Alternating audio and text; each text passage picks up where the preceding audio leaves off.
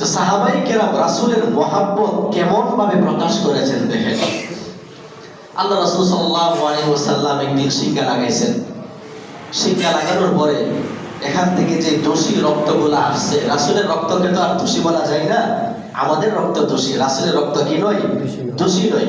কিন্তু এখানে ব্যথা হওয়ার কারণে যে রক্তটা রাসূল বের করেছেন শিঙ্গার মাধ্যমে, ওই রক্তটা দূরে কোথাও দাফন করার জন্য হযরত আব্দুল্লাহ ইবনে জুবাইর রাদিয়াল্লাহু আনহুকে আল্লাহ রাসূল ডাকছেন, হে আব্দুল্লাহ এখানে আসো, এই রক্তটা দূরে কোথাও দাফন করে আসো। সাহাবায়ে কেরাম রাসূলের ইশকে মহব্বত কেমন ছিলেন। হযরত আব্দুল্লাহ ইবনে জুবাইর রাদিয়াল্লাহু তাআলা আনহু ওই রক্তটা নিলেন, নেওয়ার পরে কোথাও যেন চলে গেলেন। কিছুক্ষণ পর ফিরে আসলেন। আল্লাহ রাসূল জিজ্ঞাসা করেন, আব্দুল্লাহ রক্তটা কি করেছো? হযরত আব্দুল্লাহ ইবনে জুবাইর রাদিয়াল্লাহু আনহু বলেন, ইয়া রাসূলুল্লাহ, ইয়া হাবিবাল্লাহ, আপনার শরীর মোবারকের রক্ত আমি কোন মাটির নিচে দাফন করে দেব ইয়া রাসূলুল্লাহ, এটা আমার দ্বারা সম্ভব নয়, এই জন্য আপনার রক্তকে আমি পান করে ফেলেছি। সুবহানাল্লাহ। আল্লাহ রাসূল কি বলে জানেন? লান তামাসসাকান নার, হে আব্দুল্লাহ, আমার শরীরের রক্ত যেই শরীরের ভিতরে প্রবেশ করবে, লাম তামাসসাকান নার, ওই ব্যক্তির জন্য জাহান্নামের আগুন হারাম হয়ে যাবে। সুবহানাল্লাহ। হে আব্দুল্লাহ, তোমার জন্য জাহান্নামের আগুন হারাম হয়ে গেছে। তো সিঙ্গা পরিত্যক্ত রক্ত, এই রক্ত পর্যন্ত সাহাবায়ে কেরাম খেয়ে ফেলেছেন। রাসূল কোথাও যদি প্রস্রাব করতেন, সাহাবায়ে কেরাম ওই প্রস্রাবটা সহকারে উঠায় নিয়ে আসতেন। রাসূলের গান মুবারক যখন ঝরতেন, সাহাবায়ে কেরাম শিশুর মাধ্যমে এটাকে সংরক্ষণ করতেন। বড় বড় অনুষ্ঠান যখন হইতো তার আতর হিসাবে সেটা ব্যবহার করতো। সুবহানাল্লাহ। তাই তাদের সম্মান হবে না, হবে কার? সাহাবায়ে কেরামের সম্মান এত বেশি। শুধু তাই নয়, আবু উবাইদা ইবনুল জাররাহ রাদিয়াল্লাহু তাআলা আনহু একজন সাহাবী, আরেকজন সাহাবীর নাম হলো মালিক ইবনে সিনান রাদিয়াল্লাহু তাআলা আনহু। উহুদের প্রান্তরে আল্লাহ রাসূল সাল্লাল্লাহু আলাইহি ওয়াসাল্লাম যেই নির্দেশ দিয়েছেন, সেই নির্দেশ অমান্য করার কারণে মুসলমান কাফেরদের অতর্কিত হামলার কারণে মুসলমানগণ ছত্রভঙ্গ হয়ে গিয়েছে, ছত্রভঙ্গ হয়ে গিয়েছিল।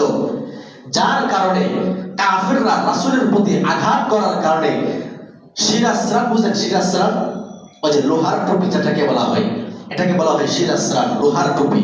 এই লোহার টুপি বা শিরাসরানের দুইটা কড়া রাসূলের চেহারা মুবারকে ঢুকে গিয়েছিল।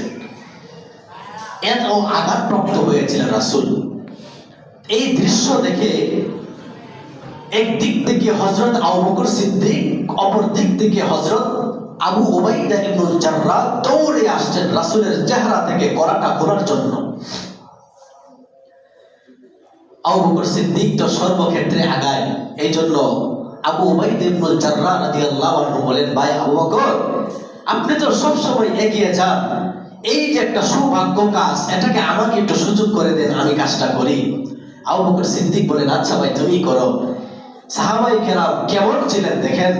আল্লাহর হাবিব সাল্লাল্লাহু আলাইহি ওয়াসাল্লামের চেহারা থেকে কড়াটা ওঠানোর জন্য আবু উবাইদা ইবনুল জাররাহ রাদিয়াল্লাহু আনহু তার দাঁত দিয়ে যখন কামড় দিল, লোহার কড়া শক্ত না নরম? সাধারণ শক্ত। বর্তমান লোহার মতো কিন্তু ছিল না। আগের জমানার লোহা, 1400-1500 বছর আগের লোহা, যেই লোহা দ্বারা এখন বর্তমান লোহাকে বাড়ি দিলে চুরমার হয়ে যাবে।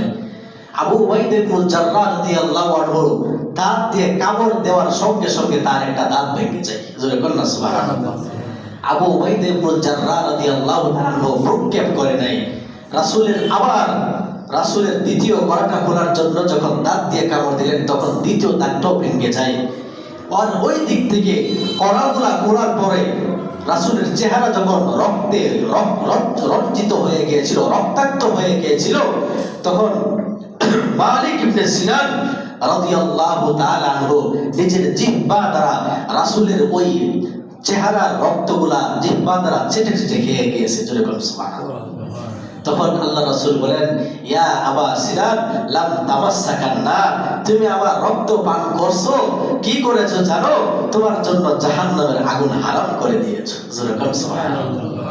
সাহাবায়ে কেরাম রাসূলের ইজহারে মহব্বত এমন ভাবে প্রকাশ করে, রাসূলের মহব্বত এমন ভাবে প্রকাশ করে, তারা দুনিয়া থেকেই জান্নাতের সার্টিফিকেট অর্জন করে নিয়েছে। কিন্তু আমাদের তো এই